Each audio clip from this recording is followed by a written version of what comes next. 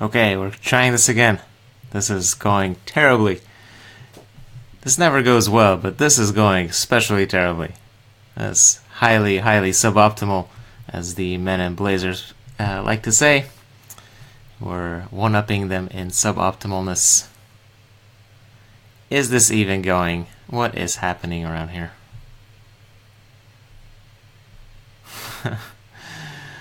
This is terrible.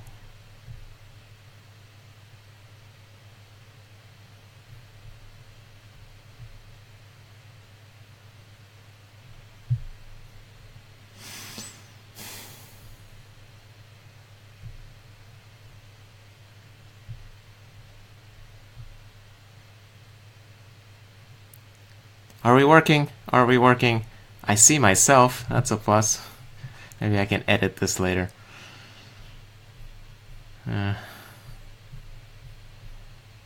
Say hello if you can hear me.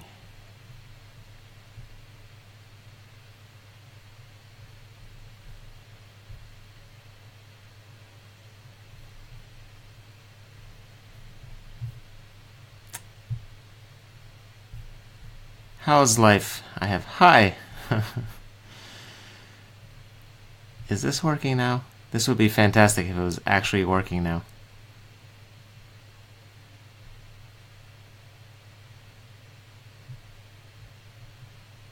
I see my eyes moving. Alright, we're gonna assume it's working because assumption is the way forward. So, if you're one of the two people still watching this crap show, this is We Ain't Got No History, sort of kind of second attempt, third attempt at a post-transfer window wrap-up video. My name is David, and we will hopefully be here for about an hour to talk about the last 3 months of Chelsea attempting to sign lots of players, signing a handful of players, selling a few more, and overall causing a lot of heartache for a lot of people, because people tend to get invested in these sort of things, such as transfer windows and things of that nature. As I said in the previous attempt at this video, I've been up for about 24 hours, so possibly that's why I'm having such major issues getting this to work, or maybe it's just my internet. I assure you it's not your internet, I assure you it's mine. Things tend to not always work around here as well as they should. So we survived transfer deadline day, which started with Chelsea needing to sign at least 2 players, promising to sign a minimum of 3 players, not coming through on that promise of 3 players, possibly because Ross Barkley ditched us at the altar of the medical. There were some conflicting reports as to whether he did it before the medical or after the medical, but in essence, it kind of doesn't matter when he actually did it. The point is, he came down to Cobham to do a medical and get signed, all that stuff, after Chelsea and Everton agreed about on a 30 million transfer fee. He came down, and then possibly just before or during, or maybe even after, who knows, Everton, there's an interview with the Everton chairman, Moshiri, I think his name is, and he didn't even seem to know when it all went down. He says he eventually just got a call from Barkley's agent that said the transfer's off, and the Everton chairman was about as surprised as anybody else. It was a bit of a strange interview he was giving, basically throwing his own player under the bus and saying, like, well, we don't really have room for him because we signed Sigurdsson and he's going to play number 10, not Ross Barkley. So he can come back, but, he ain't going to play here, basically is what he said. Of course, Barkley is in the last year of his contract, so he's he's basically set to leave Everton next summer. But at this point, he's basically going to leave him for free, he can sign a contract in January with a team outside the Premier League, and then he can leave for free at the end of the year. So this is pretty a bad situation for Everton right now, since they were quite clearly counting on getting some money out of Barkley. They wanted 50 million initially, which obviously nobody was going to pay, and then he got hurt. At which point, definitely nobody was going to pay 50 million. Apparently, we were ready to pay 30 million, which was more than Spurs were ready to pay, which is why Everton didn't want to deal with Spurs. But Barkley apparently wants to go to Spurs. Who knows? The boy, he's making some bad decisions, as the joke went around Twitter. The knock on Barkley was always that he was making bad decisions on the pitch, and now he's making bad decisions off of it. It's as Tom says, hard to make a final call. Sad about Barkley. I think he would have learned a lot from Hazard and Pedro and company, but in saying that, he strengthened well. Yeah, I think the knock on Barkley really is that, he's 23 now. He's going to be 24 by the end of the season. And when he was 19, he was going to be the next great big thing in English football. And in the 4 years since, he really hasn't lived up to those expectations. And possibly that's because he's been stuck at Everton. Now he needs to go and play with better players, which is something he could have done at Chelsea while also winning trophies. But apparently, just like Alex Oxlade-Chamberlain, he has no interest in winning trophies, and instead he wants to do who knows what he wants to do. I'm not sure even Barkley knows what he wants to do. Oxlade-Chamberlain apparently wants to play as a midfielder as opposed to a wing-back, which is the story of why he went to Liverpool, supposedly. Who knows? Who knows what's going on with him? But that's another transfer that kind of left Chelsea by. It wasn't he wasn't the only. These two weren't the only players to really turn down Chelsea in the last minute, and it's kind of tough to blame the board for these sort of reversals in the last minute. But, maybe if they didn't leave business for the last moments of the window, then it wouldn't be as much of a problem when, say, Oxlade-Chamberlain suddenly says, no, I want to go to Liverpool instead of Chelsea. Since Oxlade-Chamberlain said that on Wednesday, and he went to Liverpool, Chelsea kicked into high gear and found this right wing back at Torino called Davide Zappacosta. His last name is the combination of Frank Zappa and Diego Costa. He, as far as we know, I can't tell you with any amount of honesty that I've heard of him before, but apparently he's an Italian international. He was actually called up to the Italian national team by Conte ahead of Euro 2016. Zappacosta didn't quite make the team for the Euros. He was in the reserves team in case there was injury. That didn't happen, so he didn't play. He didn't actually get to make his Italy debut until Conte came to Chelsea, and then he made his debut under Conte's replacement called Ventura, who was his coach at Torino before. He's 25 years old. He looks fairly tall, skinny. Apparently he can run all day. And all his highlights are him putting in these really nice crosses for a certain Belotti to finish. So in that sense, we can definitely see why Conte would like him or would want him. There are certainly opinions out there that we overpaid. He was possibly not even a starter at Torino this season. He was, their backup, and not many teams would be willing to let go of a first-team player, in the final 2 hours of a transfer window. So, you do have to question why Torino was willing to let him go for 28 million euros plus a couple million in bonuses.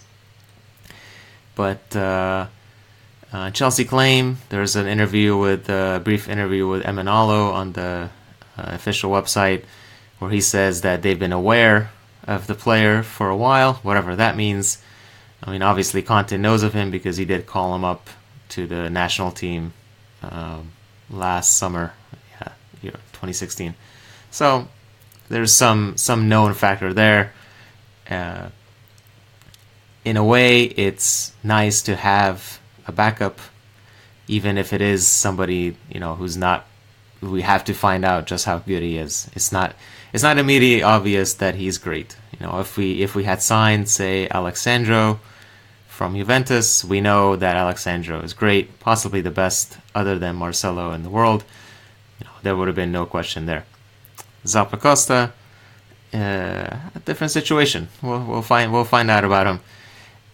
There's certainly plenty of parallels between him and Marcos Alonso getting signed last summer, also on transfer deadline day, also sort of kind of out of nowhere, also with plenty of opinions about Chelsea certainly overpaying for him, and Alonso turned out to be quite great and still improving in a way. And turns out he takes a really nice free kick, so that's a bonus for Alonso. I don't know if Zappacosta has a good free kick on him, but we do know he's got a good cross on him, and we actually have a striker these days who can head the ball from a good cross. That's one area where we certainly upgraded the striker core from old Diego Costa. That's a nice segue, I suppose, into the whole Diego Costa situation. Technically, against all odds, he remains a Chelsea player.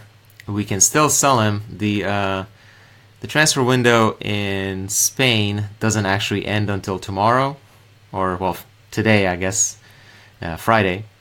So the English transfer window closed on August 31st at 11 p.m. local time. The Spanish transfer window closes on September 1st at midnight local time. So we have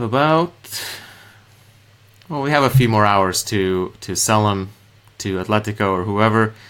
And the only reason this really is a concern, because Atletico, he can't play for Atletico until January. They can't register him. But if their plan would be to sign and then loan him out to another team in Spain, they have to do that before the transfer window shuts, because they can only register players when the transfer window is open. So we supposedly have a possible agreement, maybe sort of kind of, around 50 million, which seems highly optimistic, but that's what everybody's reporting, so maybe this is true. There are potential stumbling blocks, such as wages, Costa not being fit, which seems to be a bit of an issue with him, even in the best of times. Now, having not really played any football for 3 months, he certainly isn't going to be in tip-top shape. So any team that would want to take him on loan at this point would be dealing with an out-of-shape striker. But there's also a chance that the Costa transfer drags out for a bit more. There's basically, if he's not going to go on loan, if he's just going to get signed by Atletico, then they have from now until January to get that done. So this might be going on for a while, this whole Diego Costa nonsense. But to replace Costa, we signed Alvaro Morata earlier this summer. That was a new record signing for Chelsea, 58 million plus about 12 million in bonuses. And he's, as we know, he's off to a pretty good start. He's got 2 goals and 2 assists in his first 2 starts, and 1 substitute appearance. So that's a pretty good, pretty decent start to his career. So far so good with that number 9 on his back weighing him down. Let's see, what happened to Ross Barkley? Yes, I think that certainly is one of the biggest questions. There's 2 big questions out of transfer deadline day. A is, what happened to Ross Barkley? And has anybody found Riyad Mahrez yet? Because he apparently went missing and nobody knew where he was. So as the Barkley thing we were saying earlier, I think he basically he says he wants to. Well, he wants to get fit because he's injured, and then he wants to revisit his own situation in January because basically that's when he can once again start playing or whatever. But he kind of screwed over Everton really more than Chelsea. I mean, we counted on being able to sign him, but he wasn't going to be able to play until December or January anyway, so it's not like he was going to be an immediate help. So as far as the Chelsea squad's concerned, at least right now, this really makes no difference to us. It saved us 30 million. But Everton certainly were counting on getting that money for him, and after he canceled his transfer, you could definitely see from the Everton chairman that he was not entirely pleased with this development and the situation. So yeah, I think we'll revisit the Barkley thing in January and maybe sign him. Try to sign him there. There's the Telegraph were saying that we remain interested. That we don't think of this as a rejection. We think of this as a, I don't know, see you later. It's not a goodbye. It's a see you later. But we'll see. I mean, if Chelsea go back in for Barkley in January, there's no way we're gonna pay 30 million. So again, it's Everton really who lose in this situation. Unless, of course, Barkley engineers a move to Spurs, in which case, whatever. If he really wants to go to Spurs, I mean, we can probably find better players or whatever. Sign Barkley and Alexis Sanchez on free transfer, says Vedant Salve. That's right, Arsenal. if and anytime you think that Chelsea did badly this summer in our transfer window, we just have to look at Arsenal, and suddenly everything just seems so much better. The fact that Arsenal managed to get into the situation where they have 2-3 key players all in their final year contract, and none of them willing to really sign an extension, is just absolutely hilarious. And they signed Wenger up for 2 more years, so you can look forward to any further such shenanigans. So they did sell Oxlade-Chamberlain, but they did not sell Alexis Sanchez. In a way, that's good because apparently Chelsea were not really in the hunt for Alexis, which continues to baffle me to this day, because this seems like would have been a tremendous opportunity to get him. City were in, and City were ready to offer 55 million, but it was contingent on Arsenal being able to sign a replacement, and they wanted Alexis, or they wanted money plus Raheem Sterling from Manchester City. Manchester City wisely said no, that's not gonna fly. So then Arsenal turned to Thomas Lemar from Monaco, and basically what Arsenal did was they submitted a £90 million bid for Lemar, and then like a few minutes later they said, we changed our minds, sorry, that's not gonna happen, and they withdrew the offer and thus left City without Alexis, which is fine as far as I'm concerned because City are already looking pretty strong, and with Alexis at it would have been pretty scary. It's scary as it is, but it would have been even more scary with Alexis in there. So as it stands, Alexis remains an Arsenal player, and he's probably going to leave him for free next summer, which is funny. And maybe we can sign him then, but we'll see how the season shakes out. What about Kylian Hazard? Is he going to play for Chelsea? Asks Ashis. Well, Kylian Hazard, the third Kylian brother, or third Hazard brother, sorry. He's going to play for the development squad. As Hazard himself said, Kylian is not quite good enough for Chelsea just yet. But basically what happened was Kylian had been playing in Hungary. He was playing for a team called Újpest, who are decent enough, and he was doing pretty well there, but then about a year ago he got badly injured. I think he did his knee. I think I want to say ACL.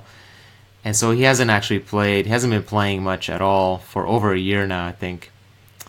And there's a story in the Hungarian press that he was disagreeing with his coach or whatever. But basically, he needed a change of scenery, and so Hazard, being a good older brother, said, "Let me find out what I can do for you." Went to the Chelsea board, coach, whatever, and said, "Do you guys mind throwing me a bone here and get my little brother into the team here?" And apparently, we were decent enough to do that for him. So for whatever minor amount of transfer fee, there was somebody was saying £135,000 is what we paid for Kylian Hazard. That's I don't know how accurate that is, because that's the valuation that Transfermarkt had for him. I mean, it's basically nothing. We basically got Kylian Hazard in for nothing. He's 22. He's good enough for the development squad, certainly. He's not good enough for Chelsea at the moment, but yeah, you never know. Maybe we need Thorgan too. That's right. We'll just get Thorgan back, and then there's a fourth Hazard brother, Ethan. I think he's only 14 at the moment, so we have to wait a couple more years before we can sign Ethan Hazard. But if we time it right, we could have 4 Hazards in one team. That would be pretty funny. Maybe, if not, perhaps a winning formula, since they all play the same position and they all appear they're all pretty similar players. So, maybe not the best in terms of tactics, but can get all the Hazards, rename Chelsea Hazard FC, and dominate our way to the Premier League title. So yeah, that was one of the minor bits of business. Certainly not an impactful signing for the first team at the moment, but it's a nice story, I think. And people will say, "Oh, like, I can't believe we did sign this random player just to make Hazard happy." But you know what? If we can make Hazard happy, I'm pretty happy, because there's always going to be the whole Real Madrid angle, and as long as Hazard's happy, then we're happy. That's a good place to be, I think. I wish we got Belotti, says Kungwe. Yeah, well, yeah. But Belotti remains one of those players that can always get him, because he has a buyout clause. So if we're willing to pay 100 million euros to get a player, then there you go. Sign up Belotti.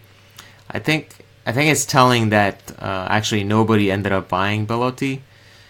And I think most people, or most teams, they're waiting basically for a second season out of him, because he did really well last season.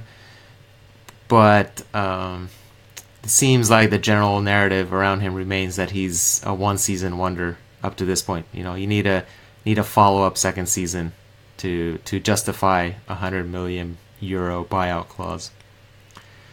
So I think that's where Belotti stands, and perhaps we will go in for him. I think it'll depend on how well Morata does, how well Batshuayi develops, since he gets to stay now. Yeah, good question. Timely question from Callum. Says, what happened with Llorente? That's a good question, what happened with Llorente, because that's it's one of those transfers, kind of like Lukaku, where like everybody assumed that's what's going to happen. Llorente is going to come to Chelsea because he's going to link up with Conte, and Morata's here, and Llorente and Morata were a good duo back in Juventus, and this was like a done deal, foregone conclusion. And then suddenly, here comes Spurs. Spurs make a bid. They offer a multi-year contract, and there goes Llorente. And then it turns out that by the time Chelsea actually matched the bid that Spurs submitted, it was too late. It's almost a carbon copy of the Lukaku situation, where everybody assumed Lukaku was coming to Chelsea, and then suddenly here comes Manchester United, who actually submitted a bid. By the time Chelsea submitted a bid, it was too late, and there goes Lukaku. The difference is we ended up signing Morata, which is fine, because the original stories were that Conte wanted Morata, he didn't want Lukaku, or he probably would have been fine with Lukaku, but he preferred Morata instead. But yeah, so it's an odd situation, and yet, and Jean-Paul says we have 1-year contract policy for over 30s, and I think that played a pretty big role for Llorente. he possibly wanted to come to Chelsea, but Spurs came in with the same amount of money that Chelsea would have offered, and instead of the 1 year contract that Chelsea most likely would have given Llorente, Spurs were willing to offer 2 years plus a third year on option, another year of option. For whatever reason, I can't say the sentence, but it's unclear if that option is the players or the club's option. But the point is, it could be up to a 3-year contract. And Llorente is 32 at this point. Signing a 32-year player to a 2-3-year contract is a pretty generous move, especially for a non-goalkeeper. So, I'm not surprised really that Llorente chose to go to Spurs instead. It's a bit annoying because he would have probably been a pretty good squad player, certainly a great backup to Morata, and it wouldn't have necessarily meant that Batshuayi would have left, because we could probably handle having 3 strikers in the squad. Instead, we have 2, so Batshuayi needs to buckle down and get back to the form that gave us a bit of promise there over the summer at the end of last season when he was scoring goals. And he was playing really well in preseason, and then now that the season's here, he's not so much. But Batshuayi is staying, and hopefully makes this whole Llorente non-signing a non-issue. So hopefully that happens. If he would have come, would Llorente adopted a squad rotation ahead of Batshuayi? I'm assuming he would have, just because of the whole familiarity with Conte, the familiarity with Morata. So I think that's the situation that would have happened. Why were Chelsea massively snubbed by players in the last transfer window? Well, I think part of that certainly is narrative. I think part of that is also that Chelsea are linked with so many players that it's practically impossible for us to sign everybody. So the vast majority of players, it will seem like rejected Chelsea. I think we were trying to keep track, and it was well over 50 players that we would consider, sort of kind of reliable sources linked with Chelsea. So that excludes sources like Don Bologna and The Sun and the Express, mostly Express Star, all these tabloids. We try to ignore the noise from them. Even if we do that and just look at the better sources, Chelsea were linked with 50 players, if not more, and we ended up signing, I think, 10 total and about five big players for the first team. We signed Rudiger, Bakayoko, Morata, Zappacosta, and Drinkwater. So that's 5 players. 5 players out of 50 signed. It's gonna seem like most players rejected us. And then another big component of that is something that Pochettino talked about at Spurs too, is basically nobody wants to be a squad player, right? Everybody wants to play. Everybody wants first team minutes. So it's really hard to find good players to be squad players. Obviously, they do exist. You just kind of have to pay a lot these days, especially. We had to pay 35 million to get Drinkwater, and Drinkwater is a solid player. He's proven Premier League quality player. Somebody who's kind of like, say, a sort of Fabregas type. No, obviously not as good as Fabregas, but somebody who can play similar passes from similar positions. So if we look at Bakayoko being a Matic replacement, Drinkwater certainly upgrades the position that last year belonged to Chalobah. We love Chalobah, but let's be honest, Chalobah is 22, Drinkwater is 27. At the moment, Drinkwater is the better player, and if we're going to rely on a fourth midfielder, I can see why Conte would trust somebody like Drinkwater over somebody like Chalobah. Not giving Chalobah that chance is a whole other discussion that could probably spend hours and hours and hours going around. but so that's the price of business these days. You have to pay 35 million to get Bakayoko. Look at all the tens of millions that Manchester City paid for all their wingbacks, and they paid Danilo however many 30 million, and he was not getting any playing time at Real Madrid. So yeah, it's a tough market these days, and it's easy to blame the board. And certainly, I'm not saying they should be blameless. There's plenty of blame to go around. But mostly, I think it's not necessarily that they get rejected by players. I think it's just them leaving business for the last moment.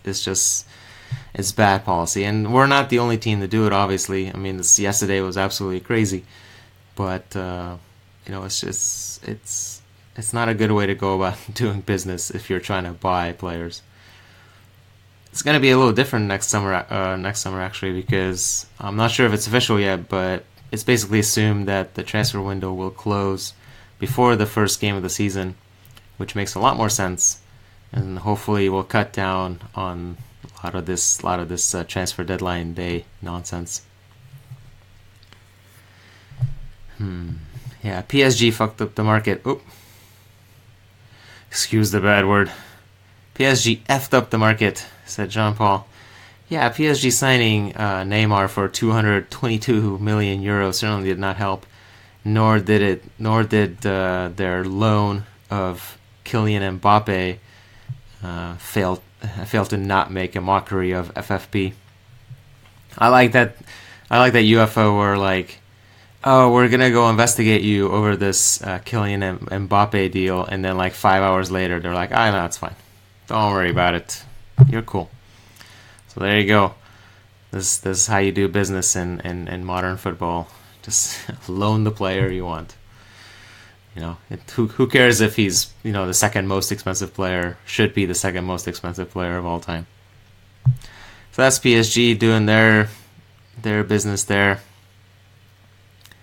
I think what actually damaged, well, maybe not damaged, with all the money coming in to the Premier League, is the prices were always going to go through the roof.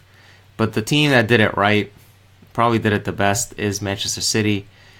Mostly because they were the first to kind of make peace with this. I think it took Chelsea a while to kind of adjust to the fact that like a player that would have been 20 million just last year is now 35 million.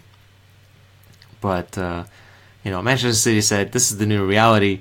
We're going to go out and sign Bernardo Silva. We're going to sign all these players for 50 plus million or around 50 million, and we're going to do our business and call it good. And the rest of the league can adjust around us. And that's exactly what happened. That very first signing with Bernardo Silva, and just casually spent 50 million on this guy, that set the tone for the rest of the summer, and everybody kind of had to fall in line. So I think that's the reality of the thing. Renato Sanchez to Swansea is awesome for the Swans. That is a really nice signing. I think what everybody kind of missed there is the current Swansea coach, Paul Clement, was the assistant at Bayern under Carlo Ancelotti last year. So as familiarity there with Renato Sanchez, and I think that played a huge part. Even he showed up in Wales and like, well, this is where I need to play. But then Paul Clement was there and everything was fine. They did pay like 8 million. I think it was 8 million euros for a 1-year loan, which, much like all the other transfer fees this summer, is outrageous for a 1-year loan. So yeah.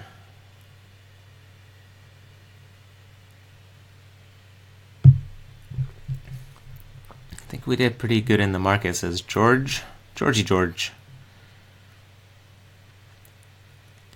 Last year's core is intact, and we got better replacements for those who went out. Yeah, so if we look at it in a certain way, Chelsea certainly got younger. I'm not so sure we got immediately better. Matic is a big loss, and Bakayoko is an unknown at the moment. he might be really good. We're just gonna have to wait and see. And same goes for Morata. Basically, we know that Costa's good despite all his shenanigans, all his nonsense. Costa is a proven goal scorer, and he can conjure up goals out of nowhere often.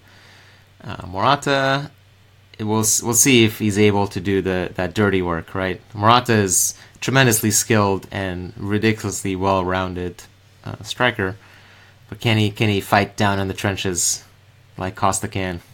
We'll see. Ideally, he doesn't need to do that, but this is the Premier League. Sometimes you need that. Sometimes you need the goal like Costa scored against West Brom, where he just was chasing a lost cause. He bullied the defender out of the way and then smashed it home. Sometimes you need that. But yeah, so we replaced Costa with Morata. We replaced Matic with Bakayoko. We upgraded Chalobah to Drinkwater, which is certainly a short-term move as opposed to a long-term move. Chalobah might be really good. We might also have a buyback on Chalobah, so that might be alright. Zuma got replaced by Rudiger in a way, and Rudiger looks pretty good in his initial game time in the Premier League. Ake Christensen is a bit of a sideways move, but I think Chelsea definitely rated Christensen higher. This was a bit of a long-term plan in a way. Christensen 2-year loan out, and for the last year of that, we've been saying that yes, this is the plan. He's going to come back. He's going to be reintegrated. So it's nice for us to follow through on that. It's unfortunate for Ake, but we did get 20 million out of him, and he seems to like it in Bournemouth. So good for him. I'm not sure if there's a buyback there, but these things are never confirmed anyway. And Christensen has looked pretty good so far. I remember him playing in the youth team, and he always came across as a bit of a frail, tall, gangly, and a little frail. But he certainly put on plenty of muscle. He looks like a big boy these days. We did a sideways move on the backup goalkeeper, Begovic to Caballero. That's fairly inconsequential, hopefully. We got a proper right wing backup, which is nice. The Zappacosta character, he might not be tremendous. He might not be another Alonso. He might not be that good. But last year we didn't have a backup for right wing back other than maybe Ola Aina or an out of position Cesar Azpilicueta, which is not a good solution. So that's a good move there. And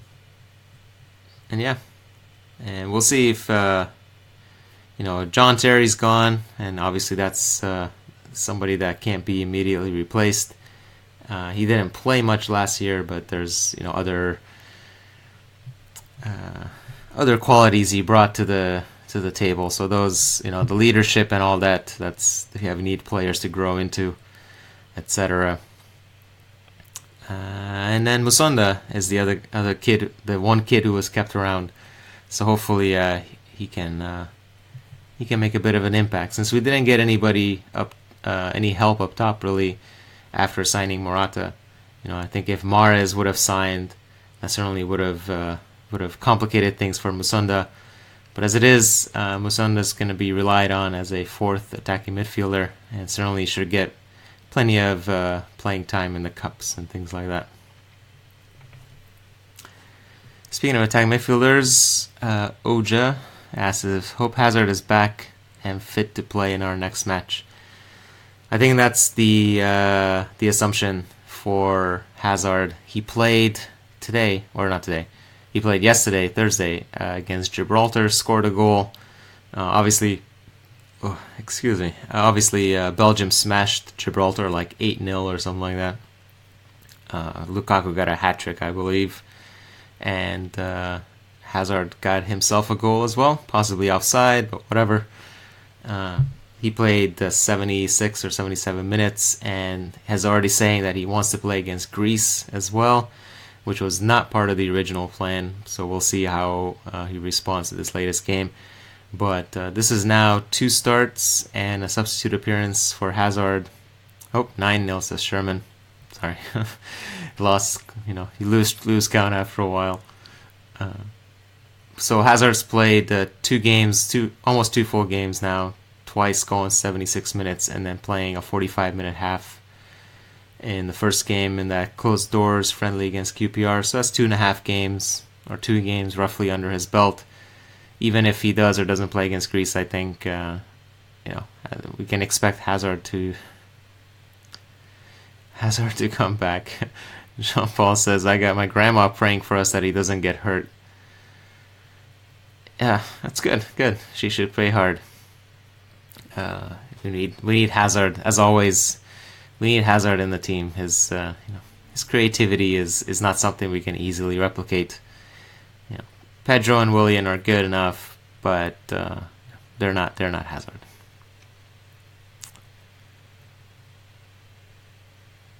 Yeah, because Hazard and Morata, we definitely need to see that relationship start developing. Hazard and Costa was always a good duo, so Hazard and Morata is the way forward. Pretty happy with the window considering our spend, says Matt Hollis. Should we not forget, as per Ake last year, we can ask for Tammy Lewis or Jeremy back in January. Oh yeah, you certainly shouldn't forget it. We have a lot of talent, as always, out on loan. And if we run into a sticky spot in January, we can bring him back as backups or whatever. The players we brought back last January didn't quite really make that much of an impact, really. I mean, we brought back Ake, and all that did was solidify Ake's decision to leave the club. We brought back Kennedy, who's still around. Against all odds, is Kennedy still here? Who else we brought? We brought back Musonda, but then he ended up being injured for most of the second half of the season. So. Yeah, it's certainly an option. I think I'd like to see if those guys are doing well on loan. For example, what we did with Ake last year was probably not the best thing.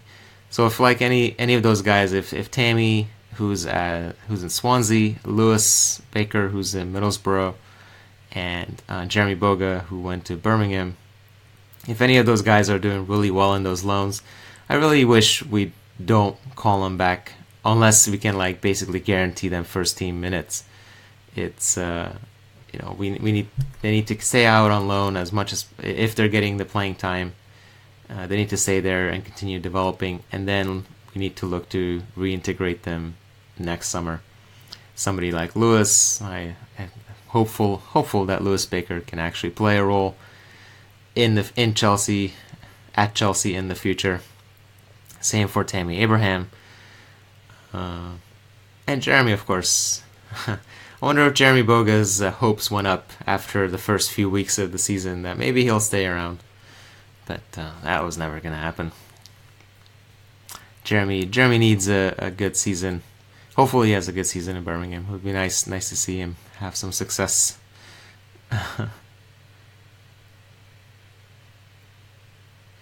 Views on the backup for left wing back. So I think, I've seen many different views on whether our summer was actually good or not.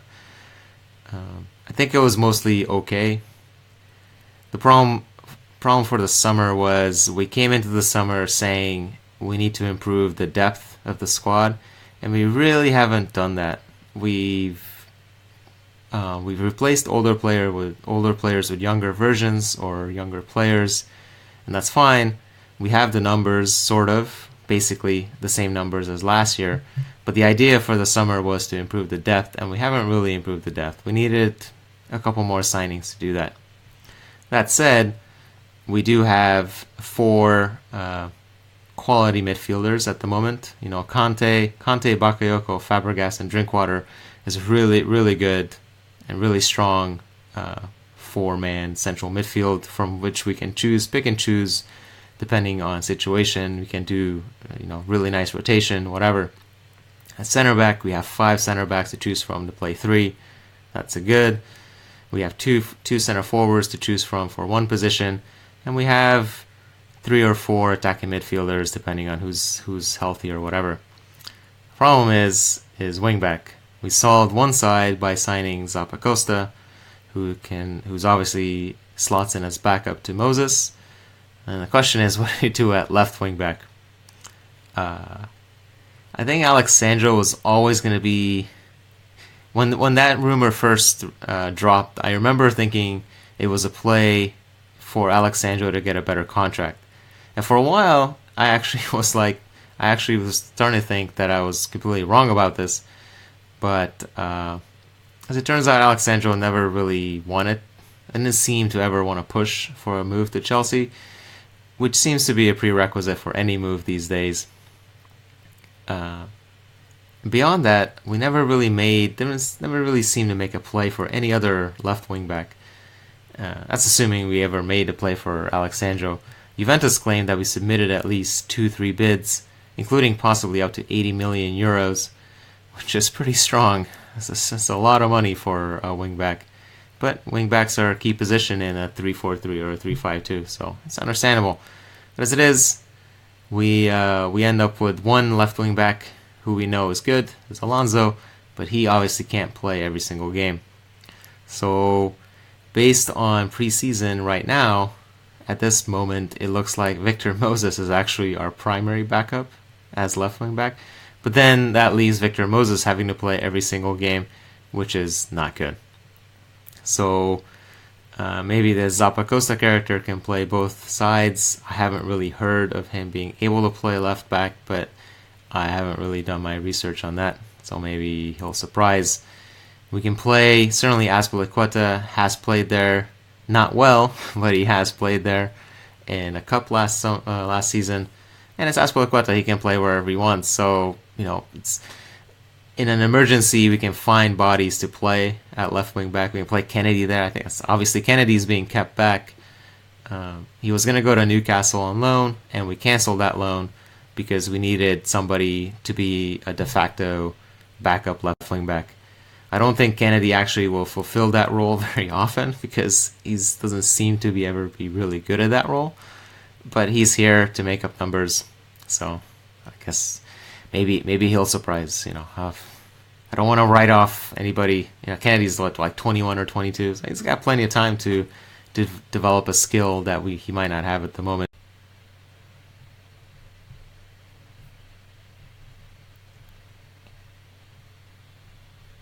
Oh, are we still going?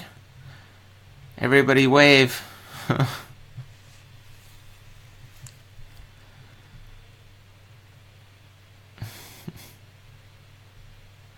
We might still be going. This is amazing. This video is the best video we've ever done.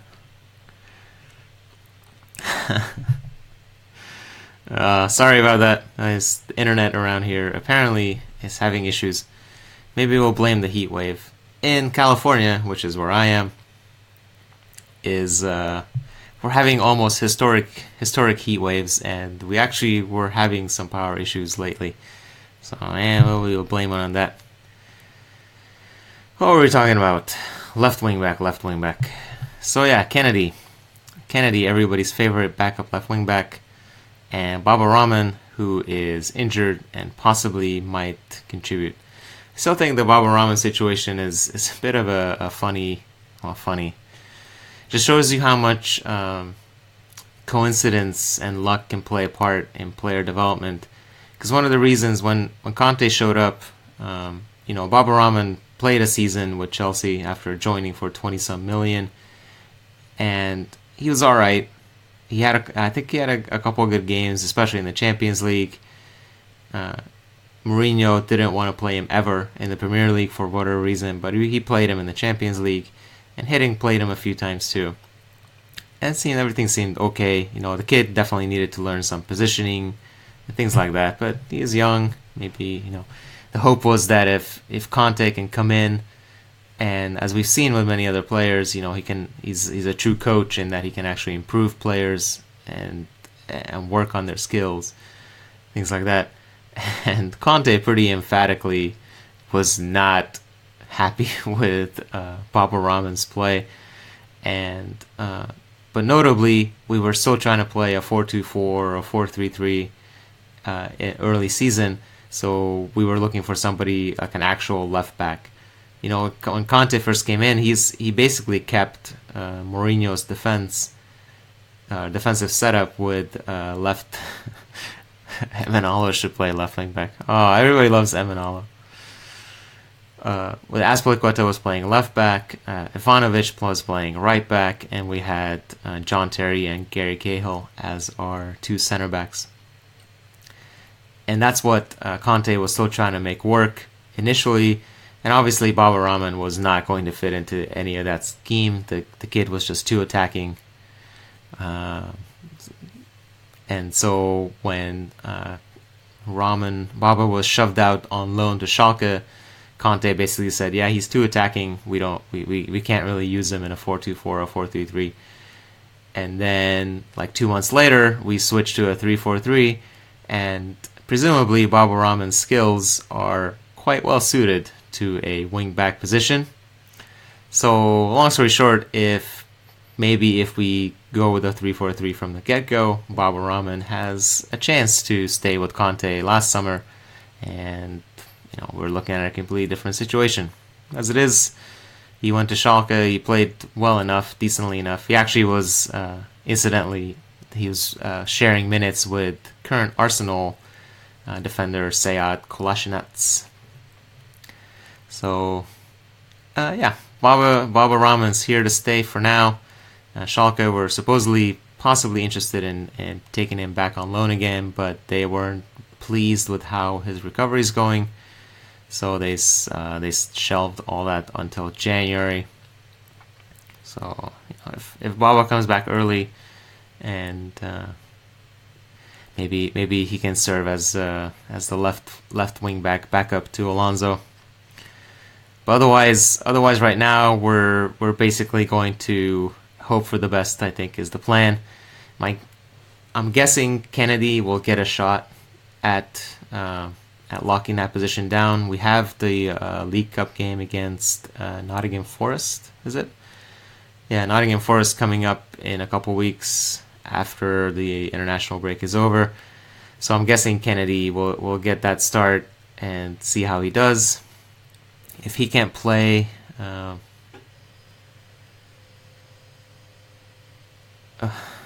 Chuck says Rooney was arrested for drunk driving about an hour ago. Is that true? That's terrible. So, if Kennedy can't do it, then we're going to try, I don't know, Azpilicueta or Pedro or whoever. So, yeah. Suresh asks, do you think Conte will switch to a 3-5-2 this season now that we have Drinkwater, at least one backup wing back, possibly Hazard and Morata up front if Batshuayi doesn't improve?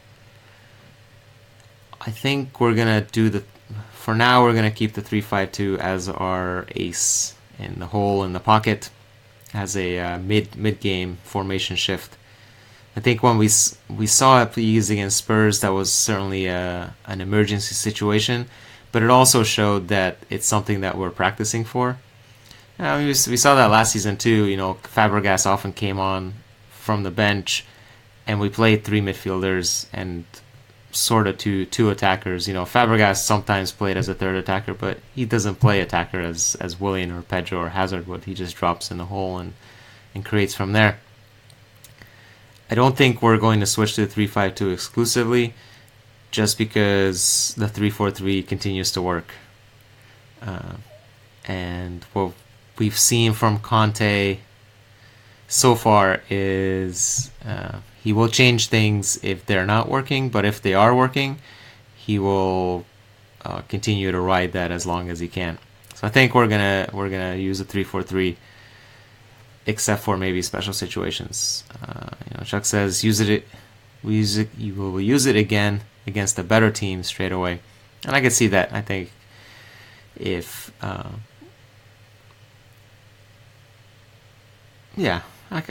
could see that. I'm wondering if there's different ways we could play the 3-5-2 as well. The one we saw against Spurs was sort of like a strong lineup. We had Conte, David Luiz, and Bakayoko. Maybe we would play, say, Conte, Drinkwater, and Bakayoko as a strong lineup if Conte prefers to keep David Luiz in defense. But we could play like that sort of formation, that sort of setup in a three-man midfield. Or we could use Fabregas as a sort of a deep-lying playmaker, a Pirlo sort of role. So I think there's multiple ways we could play the 3-5-2. I'm just happy that we actually have this option now that we can use, because it's not something we really had last season, except for mid-game, late-game changes. But yeah, I think it's, if nothing else, it gives the other teams something else that they need to prepare for, and that's always good. Bakayoko Conte says, pretty good midfielder shutdown of Lukaku's.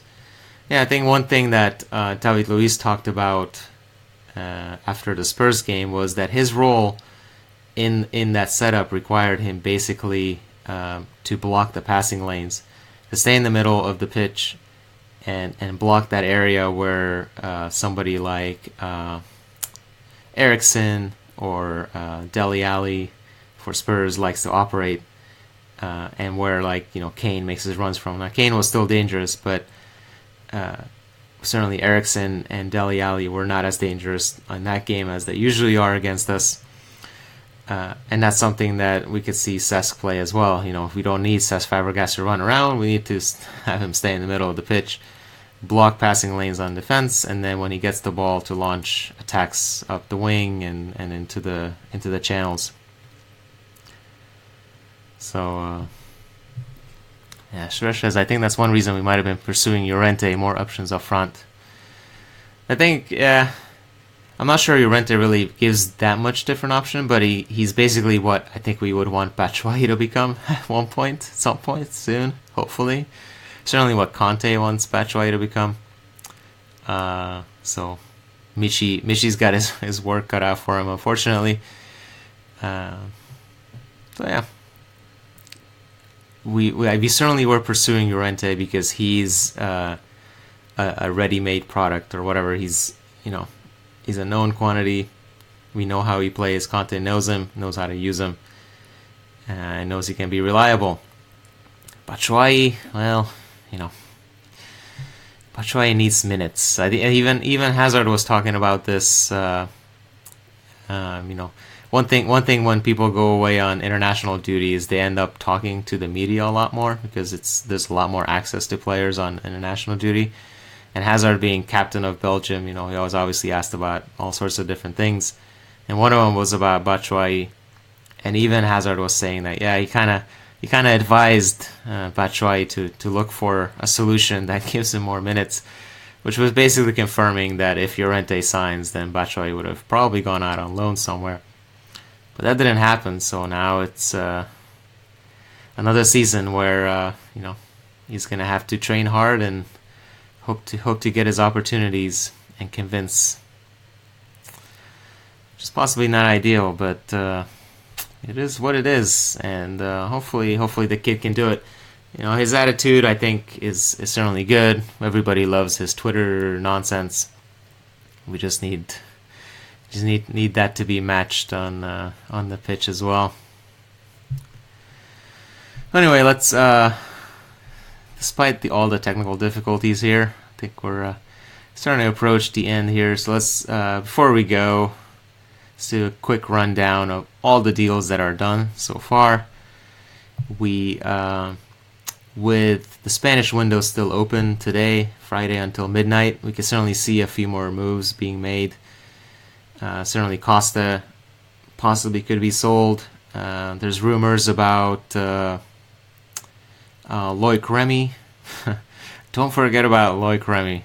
Theoretically our third striker at the moment, but probably not a striker that we're counting with. Loic Remy has been linked with a move to Las Palmas in Spain, and that might happen today yet. Costa might be sold, and we might be looking for a couple more loans. Jake Clark-Salter was expected to go on loan, and he has not yet gone out, or that move may not have been confirmed yet. But the 10 named players really that we signed, because there are some young players, academy players that came in as well,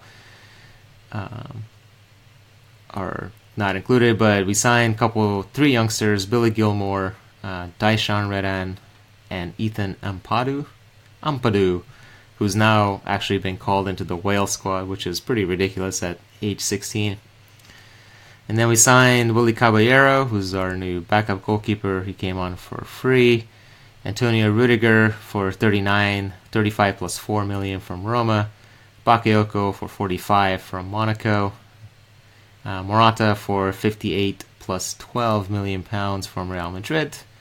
Kylian Hazard a couple days ago. Kylian Hazard. Oh, he's 23. I thought he was 22. Kylian Hazard's old man at 23. But Kylian's here to keep Eden company and play in the development squad. We signed him a couple days ago. And then the two transfer deadline day arrivals, Davide Zappacosta from Torino for about 30 million euros, or 28 plus 2. That's what DiMarzio was reporting, 28 plus 2. A couple English sources were reporting 23 million pounds. Close enough in that range. And then Danny Drinkwater in the final hour. We actually got the 2-hour extension from the Premier League to get that move confirmed, and we still needed another 30 minutes past that to make the actual announcement.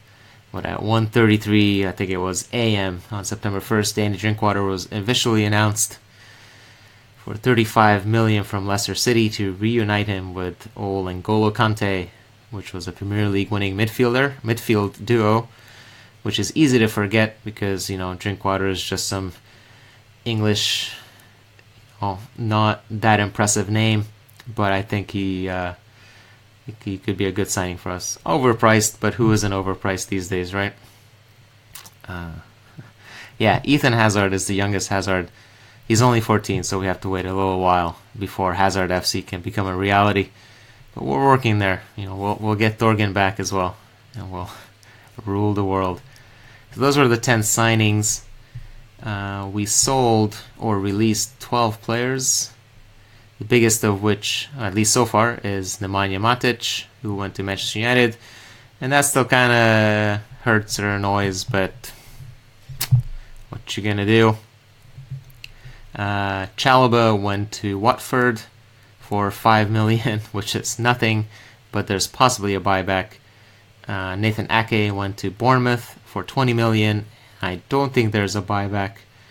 Bertrand Traore went to Lyon for 10 million euros, which is also nothing, but there's possibly a buyback there.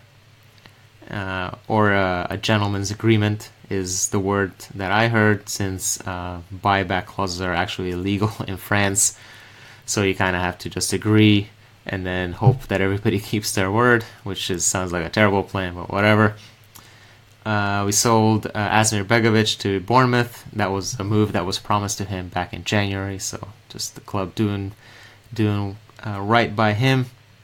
Dominic Solanke went to Liverpool, which is annoying. I haven't seen a fee there yet. I think that still is going to tribunal. But that was a whole just contract situation gone awry. So we'll see how much Solanke actually plays at Liverpool. I think much like Oxlade-Chamberlain's designs to play central midfield, Solanke might be in for a surprise, as in not playing where he wants to be playing. We sold Christian Atsu to Newcastle United for 6.2 million, making a healthy profit there on a 25-year-old who never played for Chelsea and never was going to. Juan Cuadrado's move to Juventus became official when his mandatory buy option was triggered by Juventus winning the Serie A. That was a 20 million euro buy option. And then we released John Terry, obviously, who's now with Aston Villa, and Alex Davey, who's a young 22-year-old, been in the system for a long time. I'm not sure where he's ended up.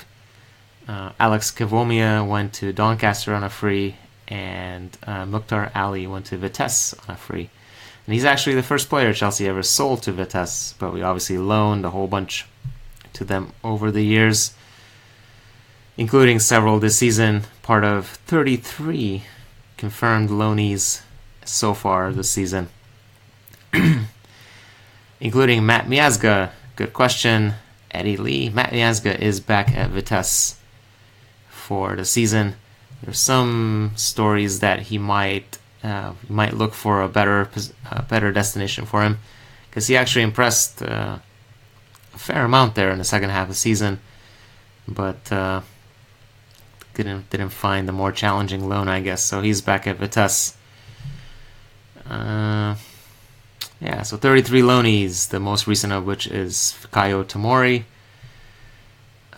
There's a couple of youngsters there like Charlie Wakefield on his first loan, Nathan, Christian Suevas, Jordan Houghton, Jeremy Boga, Omero is back on loan in Turkey after signing a new deal with Chelsea, Louis Baker, Mario Pasalic, Victorian Angban, Matt Miazga, Jared Thompson, Jamal Blackman, Michael Hector, Thomas Callis, Izzy Brown, Mason Mount, Kurt Zuma, Jay Da Silva, Ike Ukbo, Marco Van Hinkel, Lucas Piazon, Ruben Loftus-Cheek, who's done well at Crystal Palace so far, but I think he might be injured right now.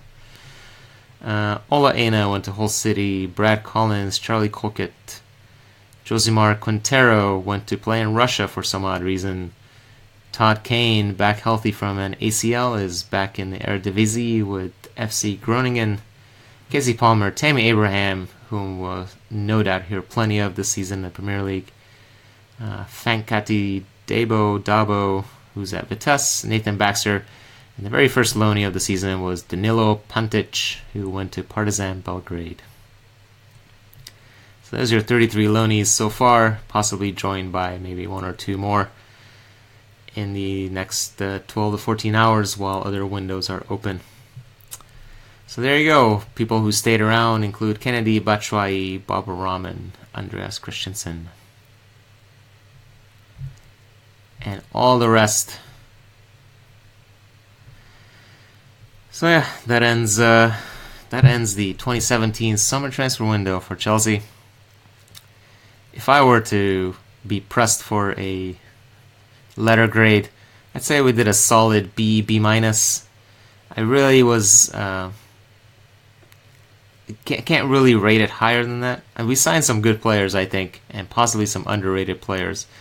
But if our initial goal, our main goal for the summer, was to improve the depth of the squad, we kind of failed at that.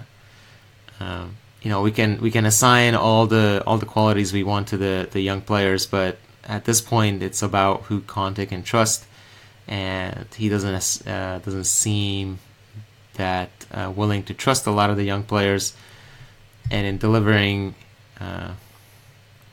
not delivering players that he can necessarily trust, extra players, we kind of end up with the same squad as before. Different names, possibly better, possibly worse, but not really bigger. So in that sense, you can't really go higher than a B or a B minus. But we made some good signings, and despite the outrageous fees all around the market, we actually got some decent deals, I think. It's not often you're going to see 70 million for Morata as a bargain, or 70 million for anybody as a bargain, but more than one person has described that as a bargain for Morata. So it's these days I think we did all right, and we kept it exciting because this is Chelsea, and there's never a boring day at Chelsea. So yeah, in the final hours we signed Zappacosta and Drinkwater. Again, not names that anybody's going to be like, wow, I can't believe we signed those players. But it's actually really I actually really like the fact that we have 4 quality midfielders. It's been a while since we could say that about a Chelsea midfield core.